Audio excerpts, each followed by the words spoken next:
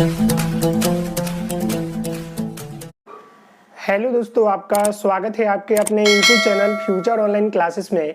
आज हम इस वीडियो में सुरक्षित शनिवार के ऊपर बात करेंगे कि सुरक्षित शनिवार क्या होता है और इसमें क्या किया जाता है, और जितनी भी सरकारी विद्यालय है और सरकारी इंस्टीट्यूट है उसमें जो है बच्चों को सुरक्षित शनिवार की जो ज्ञान होती है, जो बातें होती है, क्यों बताई जाती है। तो मैं आपको बता दूं कि सुरक्षित शनिवार जो है जितने भी सरकारी स्कूल है, जितने भी सरकारी इंस्टीट्यूट है उसमें जो है बताया जाता है। इसके अंतर्गत जो है आपदाएं जो प्रबंधन होती है उससे बचाव, उसके तौर तरीके से बचने के उसके उपाय को बताए जाते हैं।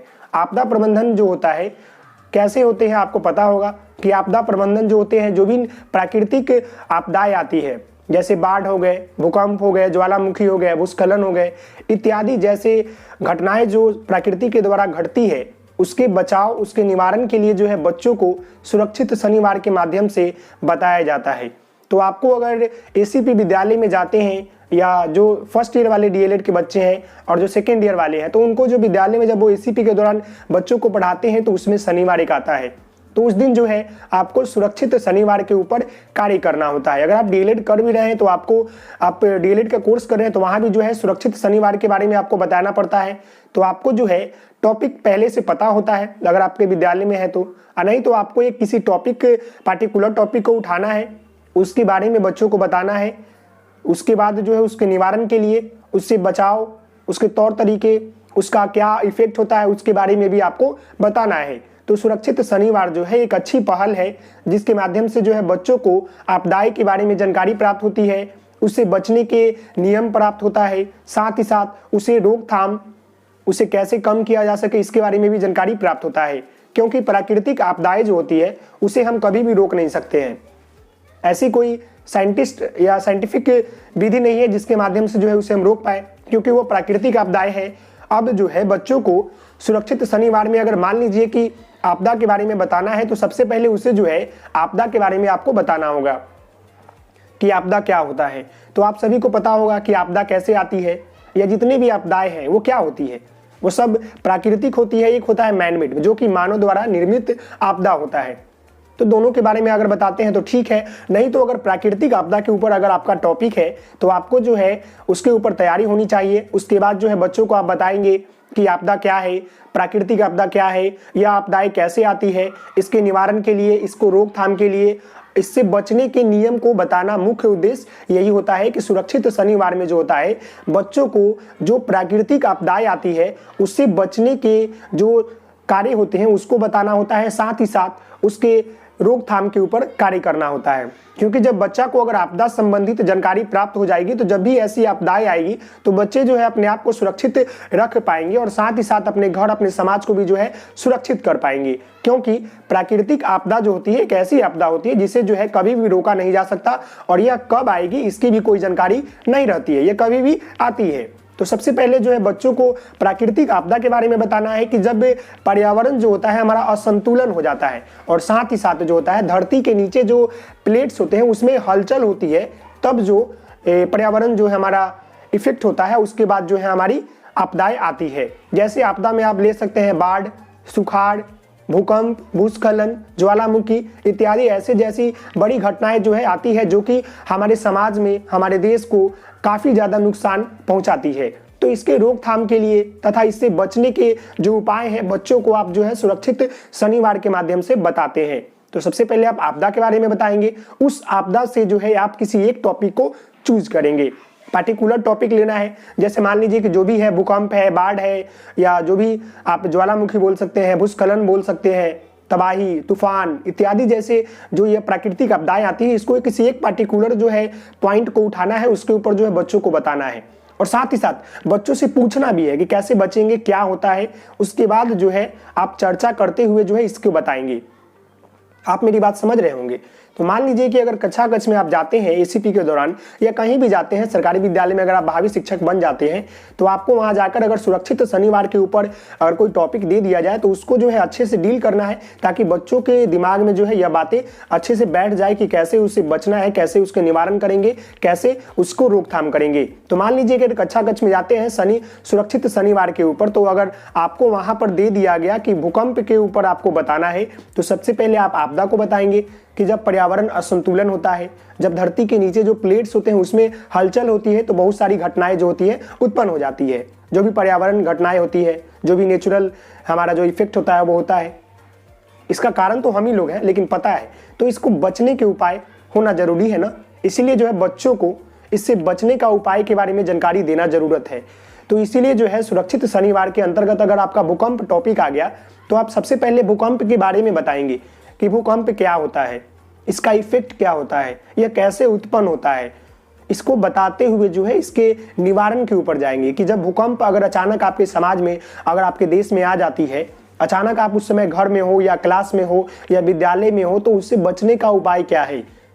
इसका ऐसे कोई साइंटिफिक बचने का उपाय नहीं है। अगर अच्छे से भूकंप आती है तो आप कितने भी कुछ कर ले तो आपको तबाही नजर आएगा। लेकिन इसके बचने का जो उपाय है, आप अपने स्वयं सेल्फ के लिए जो है कुछ ना कुछ करेंगे, इतना नॉलेज बच्चों को होना चाहिए।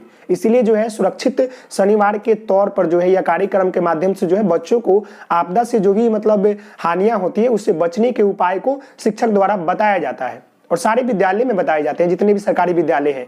और एक अच्छा पहल है, इसके माध्यम से जो है बच्चों के बहुत सारे विकास उत्पन्न हो जाते हैं, बहुत सारी आपदाएं के बारे में उससे जानकारी प्राप्त होती है, उसके बचने के नियम और तौर तरीके मालूम हो जाते हैं। अगर आपको भूकंप टॉपिक के ऊपर बात करना है तो भूकंप से आप बच्चों को कैसे बचेंगे। अगर मान लीजिए कि आप घर में हैं तो आप बच्चों को बताएंगे, सबसे पहले क्या करेंगे, बच्चे अपने दोनों हाथ को ऐसे सर के ऊपर रख लेंगे या ऐसे ढक लेंगे। क्यों ढकेंगे, इसके भी पीछे राज है। क्योंकि भूकंप आती है तो तबाही बहुत ज्यादा होती है। अगर स्केल उसका ज्यादा हो, स्पीड ज्यादा हो तो तबाही ज्यादा होने की संभावना होती है। तो बच्चों को जो है अपने सर को ढकना चाहिए, ताकि जो हमारा बॉडी का स्ट्रक्चर है वो सर जो है महत्वपूर्ण भाग होता है। अगर पैर हाथ पर गिरता है, कीट जो भी हमारे कंक्रीट होते हैं घर के, तो उससे बच जाएंगे, पैर में टूट जाएंगे, लेकिन हमारे जान जाने की खतरा जो होती है कम होती है। लेकिन अगर अचानक हमारे सर के ऊपर कोई भारी भरकम जो है चीज गिर जाए तो हमारी डेथ हो सकती है। इसलिए जो बच्चों को भूकंप से बचने के जो नियम है तो उसको पहले आप बताएंगे कि जब भी आप भूकंप आती है तो उस समय सबसे पहले आपको घबराना नहीं चाहिए, मतलब घबराना नहीं चाहिए और भाग दौड़ नहीं करनी चाहिए। आपको माइंड सेटअप करके, आपको अपने दिमाग से सोच कर जो है उससे बचने के तौर तरीकों को ढूंढना चाहिए और उसके उपाय को लागू करना चाहिए। सबसे पहले जो है आपको सर के ऊपर जो है अपने दोनों हाथ को ऐसे बांध लेंगे या ऐसे ऊपर करके छिपने की कोशिश करेंगे, क्योंकि आपका मेन पार्ट ये सर होता है। अगर इस पर भारी भरकम चीज गिरती है तो आपको जान जाने की खतरा होती है। यह आपका पहला उपाय हो गया। उसके बाद क्या करेंगे, अगर घर के अंदर है, अगर मान लीजिए कि घर से बाहर नहीं है, अंदर है, तो क्या करेंगे, तो आपके घर के अगर अंदर है तो घर के अंदर देखेंगे कि आपको बहुत सारे ऐसे मतलब कॉर्नर मिलेंगे जो कि मजबूत होते हैं। पिलर वाले देखेंगे घर में, तो पिलर के पास जो है वहां पर अगर आपके पास टेबल या चेयर या ऐसा मतलब मजबूत जो हो, चीजें हो जिसके अंदर अपना सर को छिपा पाए और उसके अंदर रख पाए, तो वैसे चीजों के अंदर आपको चला जाना है, वहां जाकर बैठ जाना है। मतलब जो घर के कॉर्नर होते हैं, 4 कॉर्नर होते हैं ना, 4 पिलर पर घर खड़े होते हैं, तो उस कॉर्नर के बगल में जो है अगर मजबूत, अगर आपके पास मेज हो या चौकी हो या जो भी पलंग हो, उसके नीचे जो है आपको सर ढक लेना है, उसके अंदर लुका जाना है, मतलब छिप जाना है।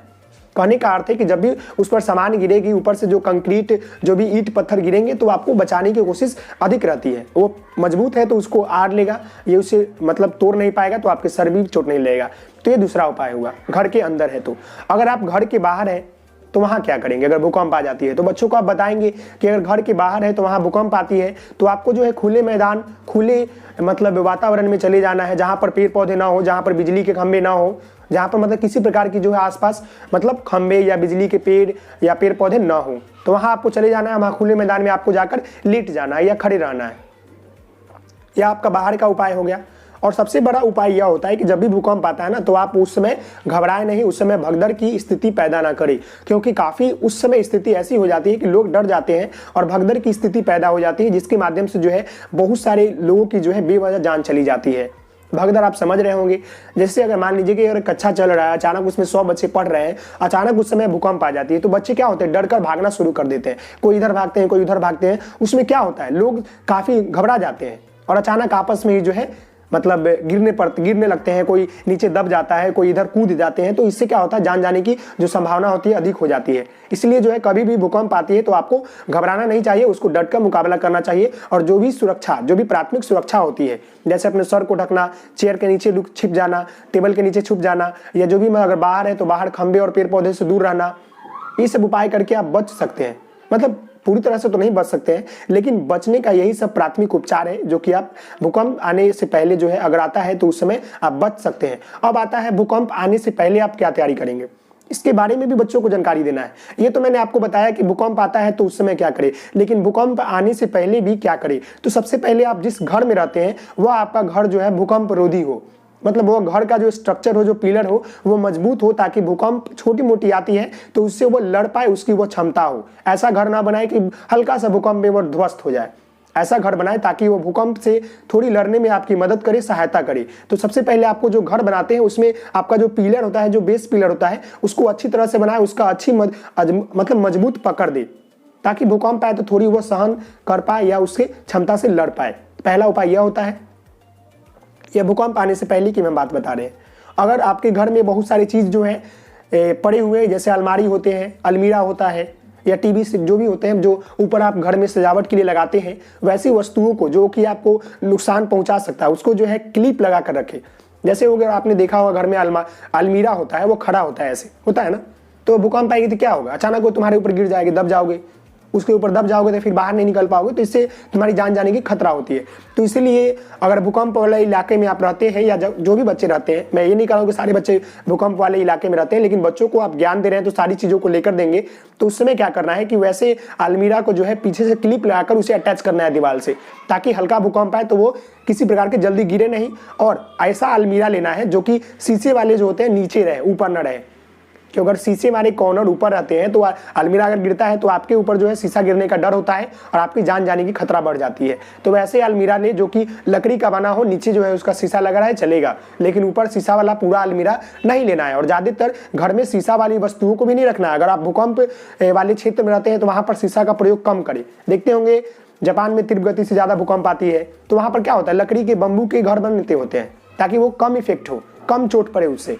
अगर शीशे की चीजें रहेगी, वस्तुएं रहेगी, तो आपको ज्यादा इफेक्ट पड़ेगी, आपके ऊपर अगर गिरती है तो आपकी जान जाने की खतरा बढ़ जाती है। तो सुरक्षित शनिवार में जो है यही सब जानकारियां जो है बच्चों को दी जाती है शिक्षक के माध्यम से, और यह सब जानकारियां देना आवश्यक है, क्योंकि बच्चे छोटे छोटे होते हैं, उनको जो है आपदा के बारे में जानकारी नहीं होती है, उससे बचने का उपाय नहीं पता होता है। जब एक बच्चा जो है आपदा के रिलेटेड जो है जानकारी प्राप्त कर लेगा तो अपने घर में भी बताएगा। अगर मान लीजिए कि छोटा सा बच्चा है 10 साल का या 5 साल का, 10 साल का मान लीजिए, तो वह अगर विद्यालय जाता है, वो सुरक्षित शनिवार के माध्यम से ये सब जानकारियां प्राप्त है, उसे उसका दिमाग तेज है, वो ये सब जानकारियां प्राप्त कर रहा है, अचानक भूकंप आ जाती है तो वो इस नियम को जरूर अपनाएगा, साथ ही साथ अपने घर वाले को भी बोलेगा कि ऐसे कार्य करे। तो इससे क्या होता है, जान बचने की संभावना जो है बढ़ जाती है। अगर किसी को पता ही ना हो कि कैसे बचाव करे तो भूकंप में इधर उधर भागेंगे और इधर उधर बहुत सारे कंक्रीट जो होते हैं, घर के बने स्ट्रक्चर जो होते हैं, वो ढह जाएंगे, जिससे वो दबकर डेथ हो सकती है। तो ये सब जानकारियां देना जरूरत है ताकि बच्चे अपने समाज में, अपने घर में ये सब जानकारियां दे सके और जो भी आपदाएं आती है उससे बच पाए। ऐसे आपदा जो होती है 2 प्रकार की होती है। एक होती है प्राकृतिक आपदाएं, जिसे हम रोकने में असमर्थ हैं, मतलब काफी ज्यादा नहीं रोक पाते हैं, लेकिन फिर भी उसको रोकथाम के लिए जो है हमारी कोशिश जारी है और जो भी हमारे साइंटिस्ट है इसके ऊपर कार्य कर रहे हैं। और जब भी ये आपदाएं आती है तो अपने आप को सुरक्षित रखने के लिए सब छोटी छोटी बातें काफी महत्वपूर्ण हो जाती है। और एक होता है मैन मेड, जो कि मानव द्वारा निर्मित आपदा होती है, जैसे कि आग लगा देना या किसी मतलब बम विस्फोट होना, ये सब जो होती है मैन मेड आपदा होती है। एक्सीडेंट हो गया तो ये सब बचने के भी नियम है, ये सब अपने सेफ्टी के अनुसार, अपने स्पीड के अनुसार गाड़ी चलाए, अनुसार जो है कोई भी कार्य करे तो बच सकते हैं, ये सब होती है। तो आप मेरी बात समझ गए होंगे सुरक्षित शनिवार में आपको क्या करना है। कोई भी एक आपदा के ऊपर जो भी टॉपिक होते हैं, जैसे बाढ़ हो जाए, सुखाड़ हो जाए, या आपका भूकंप हो गया, भूस्खलन हो गया, ज्वालामुखी फटना इत्यादि जैसे जो भी प्राकृतिक आपदाएं होती है, किसी एक टॉपिक को उठाएंगे, उसके ऊपर जो है उसके बारे में बताएंगे, उसके निवारण बताएंगे, वह कैसे आती है, क्या क्या होता है, सारी चीजों को बच्चों के दिमाग में जो है बताएंगे। तो इससे क्या है, बच्चों के बारे में, बच्चों को जो है आपदाएं के बारे में जानकारी प्राप्त होगी, जो कि उसके भावी जीवन में या कभी भी वर्तमान समय में ऐसी घटनाएं आती है तो उससे लड़ने के लिए वो तैयार रहेगा। तो बस यही मुख्य उद्देश्य होता है। तो आशा करता हूं कि ये वीडियो आपको अच्छा लगा होगा। तो आप हमारे चैनल को लाइक करेंगे, शेयर करेंगे, सब्सक्राइब करेंगे। Thank you for watching this video. Please like, share and subscribe my channel. तो मिलते हैं नेक्स्ट वीडियो में, तब तक के लिए धन्यवाद। Thank you.